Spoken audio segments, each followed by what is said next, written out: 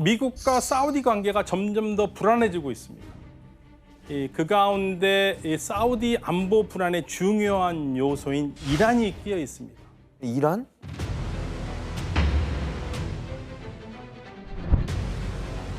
이게 최대 석유 회사인 아람코가 드론 미사일 공격을 받아 폭발을 했는데 그때 사우디와 미국이나 모든 많은 국가에서는 배후가 이란이다.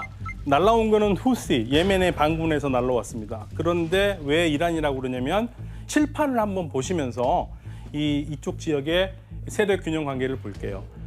이슬람인데 시아파예요, 이란은. 그러니까 시아파가 압도적으로 많은 국가예요. 그리고 사우디아라비아는 시아파가 10%밖에 안 됩니다. 이슬람에서는 하느님이 보내신 최후의 예언자를 무함마드라고 믿거든요. 근데 무함마드는 세상을 떠났고 그러면 이 공동체를 이끌어갈 지도자가 있어야 될 거 아닙니까? 순니파는 우리들 가운데에서 지도자를 뽑는다. 시아파는 예언자의 혈통에서 이 전승이 이루어져야 된다고 믿는 사람들이에요. 그런데 사우디의 시아파들이 어디 사냐면 바로 이 유전지역에 살아요. 그러니까 사우디의 고민은 그겁니다. 자국에 있는 시아파들이 이란의 사주를 받아서 그 사우디에 반란을 할 것을 걱정한 거죠. 그러면서 이 양쪽의 관계가 상당히 나빠집니다. 그리고 이 두 나라가 멀어진 또 하나의 이유가 있는데요. 2015년입니다. 2015년에 미국과 이란이 핵협정을 타결합니다. 협상의 요지는 이란이 평화적으로만 핵을 사용한다면 제재를 풀겠다는 거고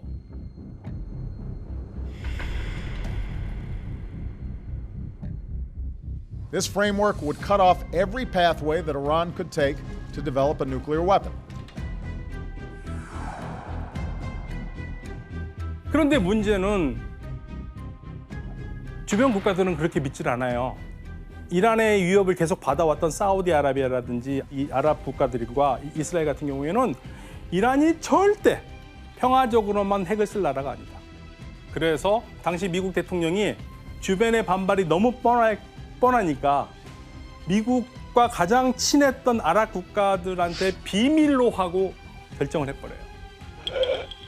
생각해보세요. 나의 가장 친했다고 믿었던 친구가 비밀스럽게 다른 내가 싫어하는 사람과 뭔가 결정을 해버리면 내가 내 친구를 좋아하겠습니까? 절교. 따라서 사우디아라비아로서는 아주 분노와 배신감을 느끼죠. 그래서 이 상황에서 지금 예멘의 반군이 사우디를 공격을 했는데 문제는 공격한 게 문제가 아니라 미국이 원래는 사우디의 안보를 위해서 굉장히 노력을 하고 뭔가를 해야 되는데 안 했습니다. 예전처럼 사우디의 안보를 보장해주지 않는 거네요. 그렇죠. 트럼프 대통령이. 이란에 도발이 있는데도 불구하고 트럼프 대통령이 뭐라고 그러냐면 우리의 국익이 여기 있지 않다.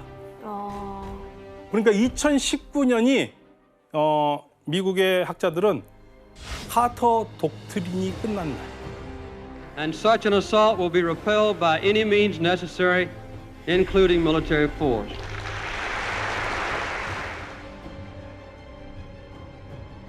트럼프 대통령이 끝났다. 그런데 이때 모함마드 빈 살만 왕세자와 친분을 과시하면서 등장한 두 나라가 있습니다.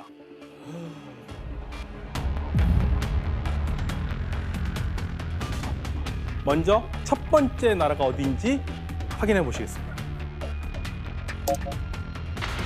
러시아?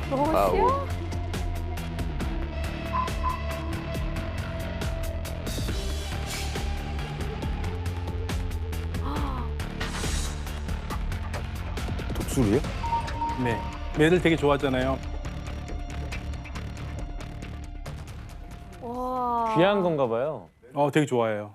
아니 근데 미국이랑 사이가 틀어지니까 이제 소련이랑 손을 잡은 거예요? 러시아. 아 러시아. 그죠? 고르바초프 보세요? 제가 사실 그 미국과 사이가 소홀해진 틈을 타서 첫 번째 깨어난 러시아입니다. 영상을 보니까 상당히 돈독하죠. 또 그렇게 됐구나. 여태까지 미국의 안보만을 믿고 있었던 사우디아라비아 입장에서는 미국을 대체할 수 있는 또 다른 세력이 필요한 거죠. 그래서 최근 들어서 사우디아라비아는 오페크에 가입되지 않지만 석유 생산량이 많은 비오페크 국가 10개국과 함께 오페크 플러스라는 것을 해서 서로 협의를 하고 있지 않습니까? 그중에 가장 중요한 나라가 바로 러시아입니다. 그래서 러시아와 협력을 해서 석유 생산량도 제한하고 논의하면서 미국 셰일 오일을 견제하려는 의도도 갖고 있는 거죠. 야, 그럼 러시아는 그렇고 러시아에 이어서 또 친해진 또 한 나라는 어디죠? 중국이죠. 네, 중국과 이해관계가 맞아떨어집니다.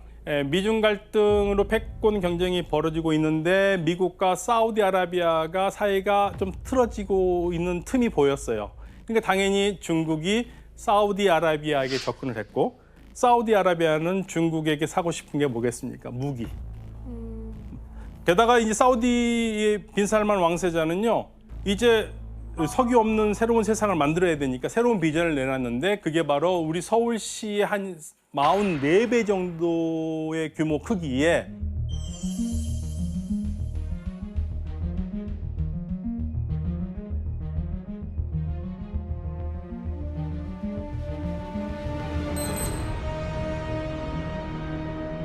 일명 네옴이라는 미래 도시 건설에 중국이 투자를 하겠다고 한 겁니다. 무려 280억 달러 상당의 경제 협정을 맺었어요. 더군다나 최근에 미국을 깜짝 놀라게 한 게 있어요. 지금까지 석유 수출 대금을 달러로 받았잖아요. 위안화로요? 1974년에 사우디와 미국이 협상을 통해서 석유 거래 대금을 달러로 거래하면서 안정적으로 달러 순환을 이끌어왔고 이거는 사실은 미국에 굉장히 플러스가 되는 효과였거든요. 그런데 이제 위안화를 쓴다면 미국 달러 가치가 떨어져 버리는 거죠. 미국이 가장 우려하던 상황이 될 수도 있겠네요. 그렇죠. 그래서 게다가 미국은 이 사우디아라비아가 위안화를 받아들인다면 사우디아라비아로만 끝난 거 아니란 얘기예요. 다른 산이고 또 그럼 우리도 위안화 하겠다. 이렇게 되면 어떻게 되겠습니까? 당연히 미국은 경제적인 위신이 완전히 떨어지는 거죠. 세계 유가가 계속 뛰었어요. 그래서 145달러까지 뛰었고 뭐 어쩔 때는 200달러까지 갈지도 모른다는 불안한 전망까지 나왔었고요.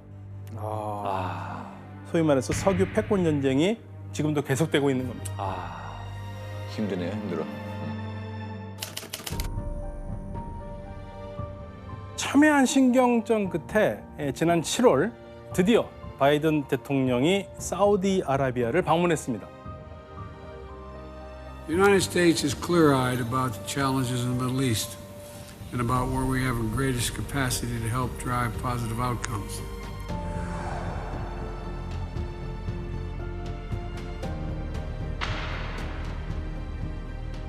ستقوم المملكة بدورها في هذا المجال حيث أنها أعلنت عن زيادة مستوى طاقتها الإنتاجية إلى 13 مليون برميل يوميا وبعد ذلك لن يكون لدى المملكة أي قدرة إضافية لزيادة الإنتاج.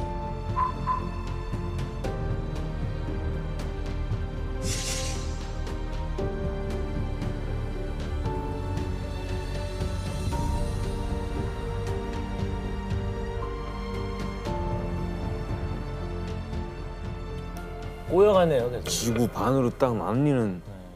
과연 얼어붙었던 두 나라의 관계는 앞으로 회복이 될 수 있을까요? 그것이 알고 싶어. 여러 가지 생각이 드는 대목입니다. 오늘 오랜 석유의 역사를 되짚어보면서 석유 패권이 어떻게 움직여 왔는지를 알게 된 만큼 이들 국가의 행보가 세계 경제와 국제 관계에 얼마나 많은 영향을 미치는지 꼭 기억해 주시길 바랍니다. 감사합니다. 보이지 않는 국제 관계를 또 역사와 함께 배우다 보니까 너무 흥미로웠습니다. 다음 주에 더 새로운 역사로 찾아뵙겠습니다. 감사합니다.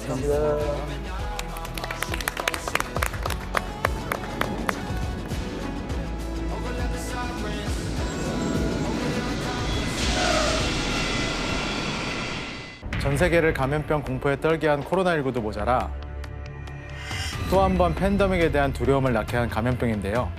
오, 뭐야? 바로 원숭이 두창에 걸린 환자의 모습입니다. 이게 우리나라에 왔다고? 네, 우리나라에도 확진자 생겼어요.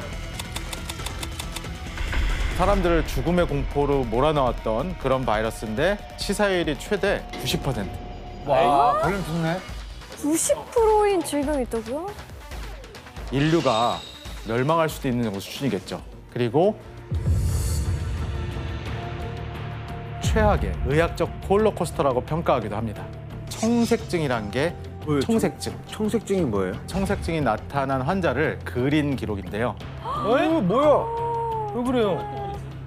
최소 5천만 명 이상이 사망했다라고 알려져 있습니다. 이러한 감염병이 15,000건 이상이 나타날 거라고 예측하고 있어요.